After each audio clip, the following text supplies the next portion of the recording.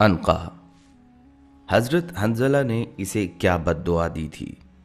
بسم اللہ الرحمن الرحیم۔ السلام علیکم پیارے دوستو، دنیا میں آپ نے عقاب، شاہین اور باز کے قصے تو سنے ہوں گے، لیکن آج ہم بات کرنے جا رہے ہیں ایک ایسے پرندے کی جس کی طاقت، جسامت اور ہیبت کو سن کر انسان کی عقل دنگ رہ جاتی ہے۔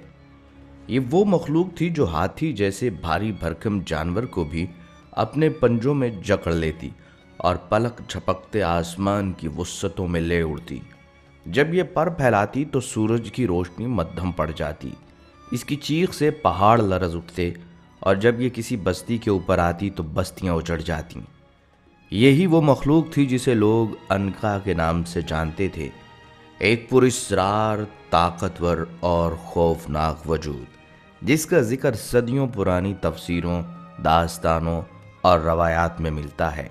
اور حیرت کی بات یہ ہے کہ اس کا تذکرہ حضرت حنظلہ علیہ السلام کے زمانے میں بھی ملتا ہے۔ لیکن سوال یہ ہے، یہ پرندہ تاریخ سے اچانک غائب کیوں ہو گیا، اور آخر حضرت حنظلہ علیہ السلام نے اس کے خلاف بد دعا کیوں کی؟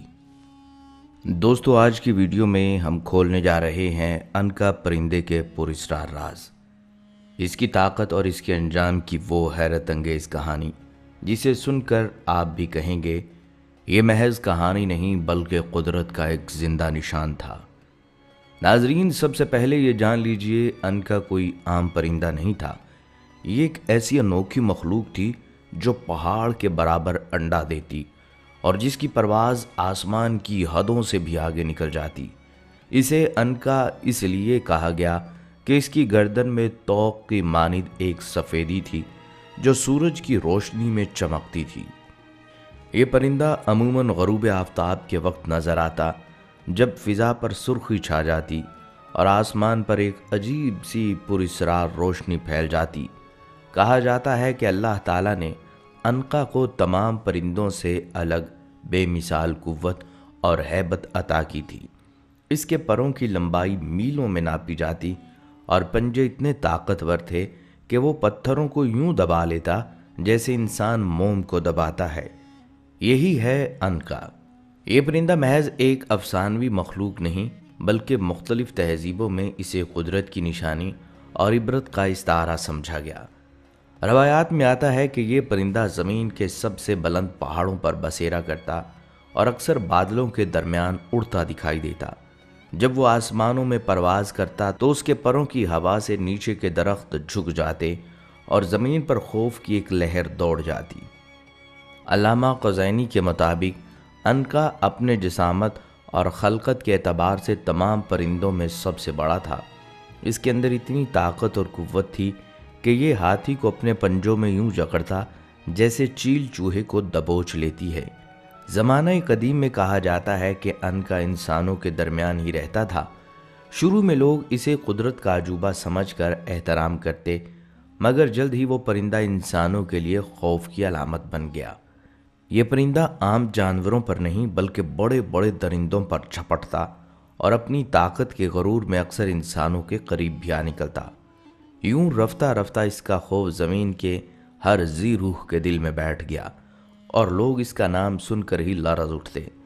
وہ اکثر بستیوں کے قریب آ کر مویشیوں اور یہاں تک کہ انسانوں پر جھپٹ پڑتا۔ بلکہ ایک روز ایک عجیب واقعہ پیش آیا۔ روایات کے مطابق عنقا ایک دلہن کو زیورات سمیت اٹھا کر آسمان کی طرف لے اڑا۔ لوگ چیخنے لگے لیکن کوئی اس کی بلندی تک نہ پہنچ سکا۔ یہ وہ لمحہ تھا جب قوم نے نبی وقت حضرت حنظلہ علیہ السلام سے فریاد کی۔ حضرت حنظلہ علیہ السلام نے اپنی قوم کو خبردار کیا کہ یہ پرندہ اب اللہ کے غضب کی نشانی بن چکا ہے۔ انہوں نے فرمایا، جس مخلوق کو رب نے عزت دی اگر وہ غرور میں آ جائے تو ذلت اس کا انجام ہے۔ لیکن جب عنقا کی سرکشی حد سے بڑھ گئی، جب وہ لوگوں کو ستانے لگا، بچوں کو اٹھانے لگا اور زمین پر فساد پھیلانے لگا، تو حضرت حنظلہ علیہ السلام نے اللہ کے حضور دعا کی کہ یہ ظلم اذیت پھیلانے والی مخلوق اب زمین سے ہٹا دی جائے۔ چنانچہ اللہ تعالیٰ نے عنقا کو زمین سے دور ایک الگ دنیا، خط استوا کے قریب ایک ویران جزیرے میں منتقل کر دیا۔ یہ جزیرہ انسانی قدموں سے انجان تھا، جہاں کی فضا ہر وقت گرم، تیز ہوا اور گھنے جنگلات سے بھری ہوئی تھی۔ وہاں ہاتھی، گینڈے، بھینسے، بیل اور کئی خوفناک درندے کثرت سے پائے جاتے تھے۔ اسی مقام کو انکا کا نیا ٹھکانہ بنا دیا گیا۔ جب وہ جزیرے کی فضا میں پرواز کرتا تو اس کے پروں سے ایسی گرج پیدا ہوتی جیسے آسمان سے بجلیاں ٹوٹ رہی ہوں یا کوئی زوردار طوفان زمین پر اتر آیا ہو۔ یہ گھن گرج میلوں دور تک سنائی دیتی اور اکثر جانور خوف سے زمین پر لیٹ جاتے۔ قدیم مفسرین کے مطابق اللہ تعالیٰ نے اسے 1000 برس کی عمر عطا کی تھی۔ جب اس کی عمر 500 سال کو پہنچی تو یہ اپنے جوڑے کے ساتھ ملاپ کرتا، اور جب مادہ انڈے دینے کے مرحلے میں آتی تو پورا جزیرہ لرز اٹھتا۔ کہا جاتا ہے کہ اس کا انڈا ایک پہاڑ کے برابر ہوتا، اور اس کے ٹوٹنے کے لمحے ایسی آواز آتی جیسے زمین دہک اٹھی ہو۔ ناظرین، انکا کے بارے میں صرف داستانیں ہی نہیں بلکہ قدیم فلسفیوں اور حکیموں کی کتابوں میں بھی اس کا ذکر ملتا ہے۔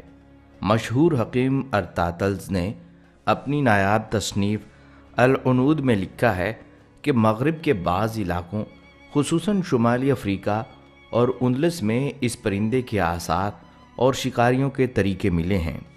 وہ لکھتے ہیں کہ لوگ اس دیو ہیکل پرندے کو عام طریقے سے شکار نہیں کر سکتے تھے، کیونکہ تیروں، نیزوں اور پتھروں کا اس پر کوئی اثر نہیں ہوتا تھا۔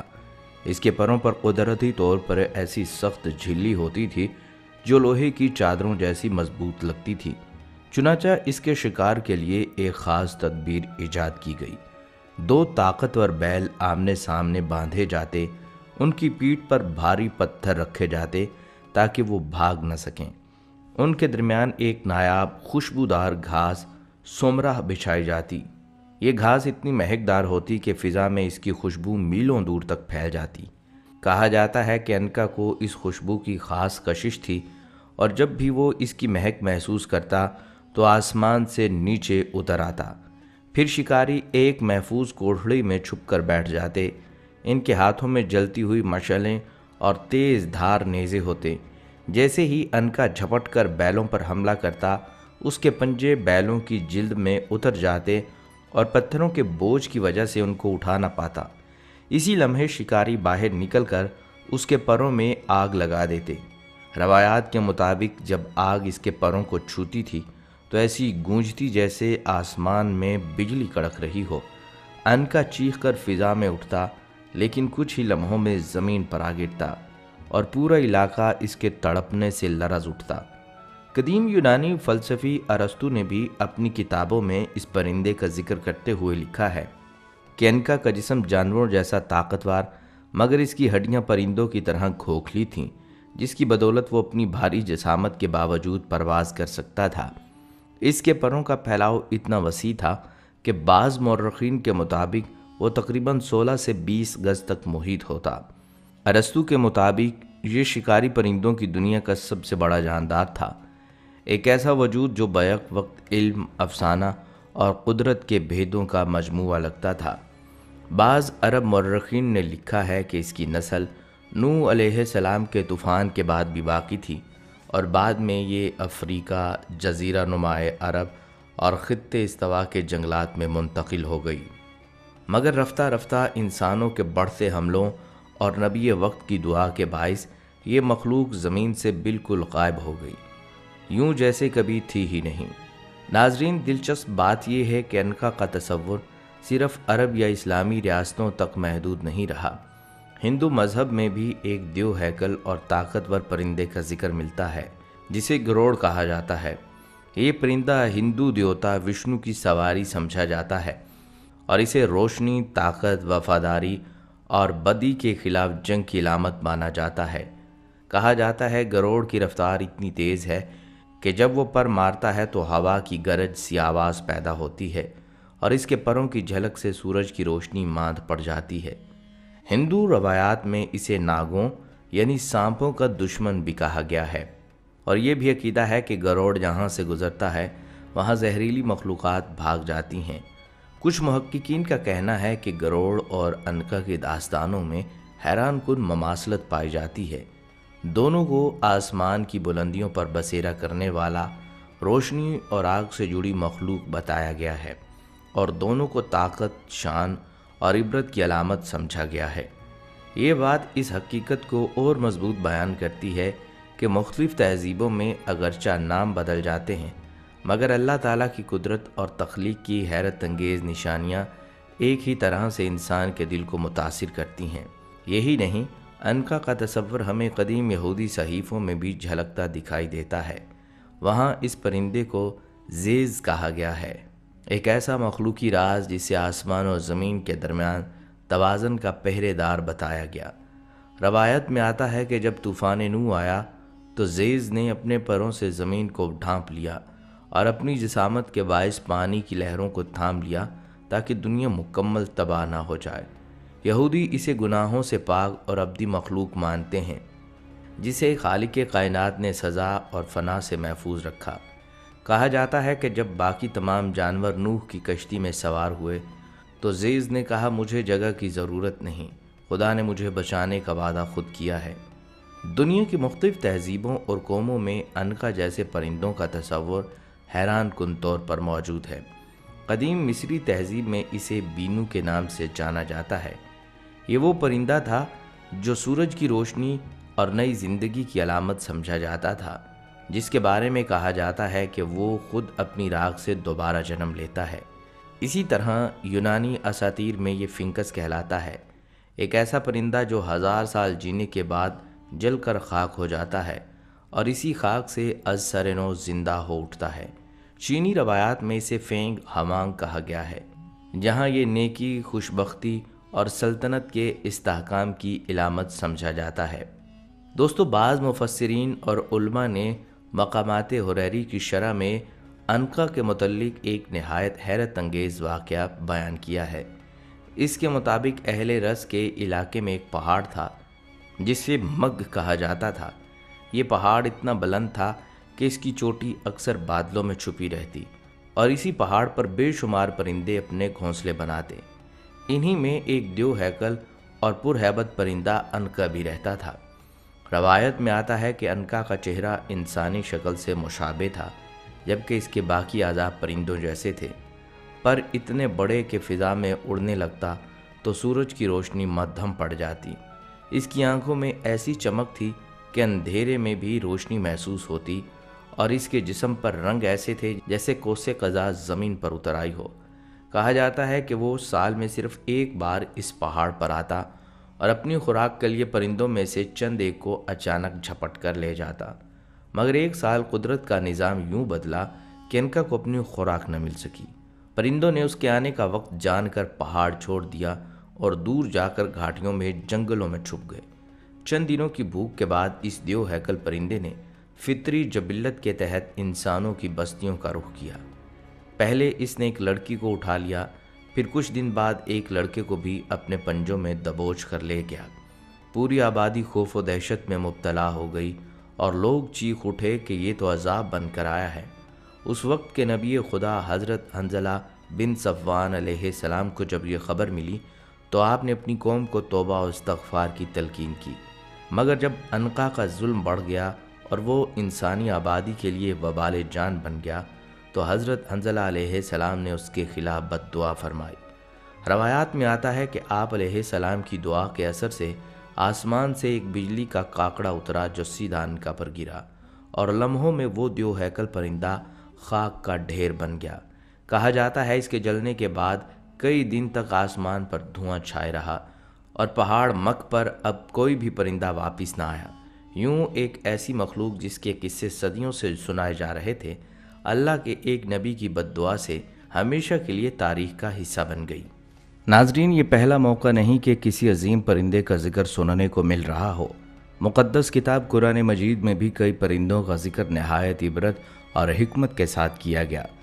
मिसाल के तौर पर अबाबील वो परिंदे थे जिन्हें अल्लाह ताला ने अबरहा की फ़ौज पर मुसल्लत किया और जिन्होंने मट्टी के छोटे कंकर फेंक कर एक बड़े लश्कर को तबाह किया। ये वाक़या इस बात की गवाही देता है कि अगर अल्लाह चाहे तो कमज़ोर से मखलूक के ज़रिए ताकतवर को हरा सकता है। इसी तरह सुलेमान अलैहिस्सलाम के दरबार में ہدہد کا کردار ہمیں یاد دلاتا ہے کہ پرندے بھی اللہ کے حکم سے بات کرتے ہیں، سوچتے ہیں اور اپنی ذمہ داری نبھاتے ہیں۔ ہدہد نے ملکہ بلقیس کا قصہ پہنچایا تھا، اور یوں ایک پرندہ ایک عظیم دعوت توحید کا ذریعہ بنا۔ اور یہی نہیں، قرآن مجید میں کوے کا بھی ذکر آتا ہے، جس نے قابیل کو سکھایا کہ اپنے بھائی کا جسم زمین میں کیسے دفن کرنا ہے۔ یہ سب واقعات ہمیں یہ احساس دلاتے ہیں کہ پرندے صرف قدرت کا حسین منظر نہیں، بلکہ اللہ کی نشانیوں میں سے ایک نشانی ہیں۔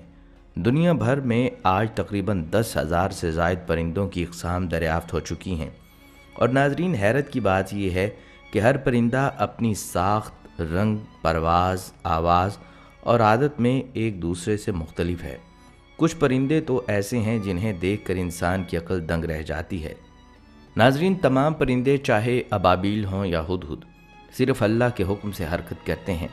وہ نہ اپنی طاقت سے اڑتے ہیں، نہ اپنی مرضی سے آتے ہیں، بلکہ اس خالق کائنات کے حکم سے ہی نمودار ہوتے ہیں جو ہر شے پر قادر ہے۔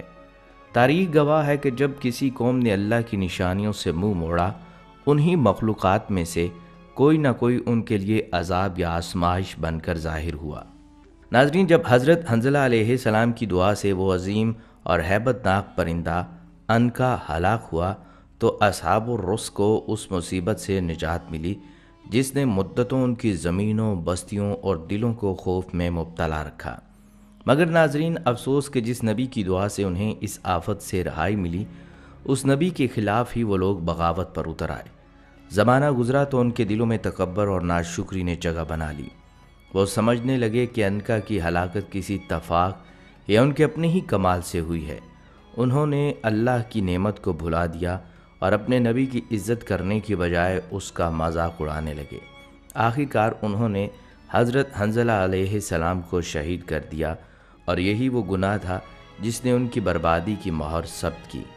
روایات میں آتا ہے کہ اس قوم پر اس زمانے میں البس نام کا ایک بادشاہ حکومت کرتا تھا۔ وہ بظاہر نہایت نیک، عادل اور اپنی رعایا سے محبت کرنے والا بادشاہ سمجھا جاتا تھا۔ اس نے طویل عمر پائی اور اپنی حکومت کے دوران لوگوں میں انصاف کے قیام کی مثالیں قائم کی۔ مگر جب وہ مر گیا تو قوم پر ایک گہرا صدمہ نازل ہوا۔